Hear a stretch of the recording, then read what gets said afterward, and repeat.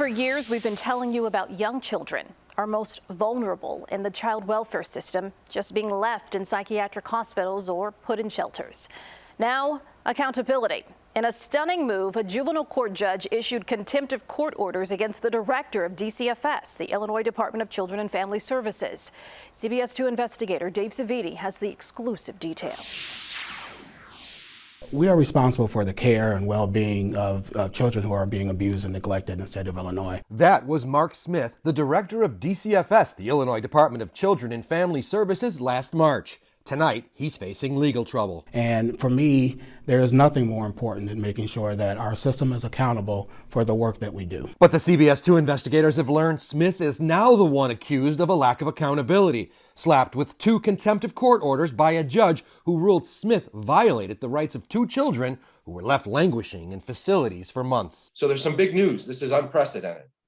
That's right. Charles Goldberg is the Cook County Public Guardian. Today, a judge in juvenile court in 2 cases, 2 unrelated cases, held the DCFS director, Mark Smith, in contempt of court for violating multiple court orders to place 2 children. The court order describes how a 9-year-old girl suffered years of physical and sexual abuse at home. Then in DCFS care, she was put into a psychiatric hospital. She was ready to be discharged all the way back in June, but she's still there. A judge saying DCFS disobeyed numerous court orders to get the child out of the hospital. That's why DCFS's director is being held in contempt.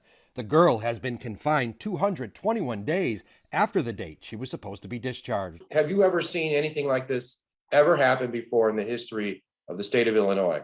So I've seen judges threaten to hold DCFS in contempt of court many times, but I've never seen it. I cannot recall.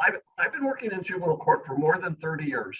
I cannot recall a single case where a judge actually held the DCFS director in contempt of court. The other contempt order was issued after a 13-year-old boy in DCFS care was forced to sleep in a storage room. He was sleeping on the floor of a utility room in an office.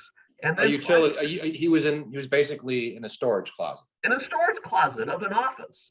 And then DCFS 5 months ago moved into a shelter. That child was sent to a downstate shelter and has been stuck there for 145 days. The reason for Smith's other contempt charge. The truth is that our heart breaks every day in this system. We interviewed Mark Smith last year after our CBS 2 investigators exposed how another child, a 10-year-old girl, had been trafficked out of the Grand Motel in Chicago. DCFS had received repeated complaints regarding her dating back several years, how at least 5 men had sexually assaulted her since the age of 7. But DCFS failed to put her in protective custody until her final rape case at the Grand Motel in October of 2020. Was that case mishandled? Like I said, I can't speak to any. I'm not asking you to name the girl. I'm not asking you to talk. I appreciate that. Smith wouldn't talk about how his department handled her case. We found once DCFS did finally step in, they kept the little girl locked in a psychiatric hospital 39 days longer than necessary. And it took 154 days for DCFS to get her into an appropriate placement. Was the case mishandled? And my answer to that is I can't speak to any individual case. It wasn't until after our stories that the girl was transferred. Was it the media pressure that led to her finally being transitioned from that psychiatric hospital?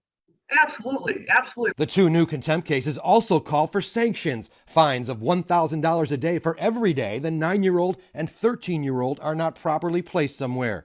Goldberg says taxpayers pay at least $6 million a year to cover these inappropriate placements for children. In the 13-year-old's case, getting him placed where he's supposed to be would cost about $1,700 a month. Instead, the shelter he's been confined in costs more than 5 times that at $9,700 a month. We always want to do what's best for the kids that we're serving. But isn't there been an elimination of like 500 beds?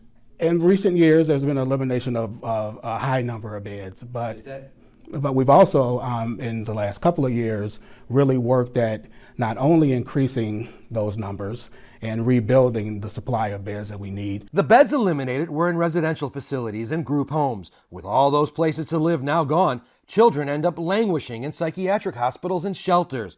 It's a problem Smith inherited when he was chosen to lead the department in 2019. They never replaced any of them. What did those 500 beds that were eliminated, what did that do to the system?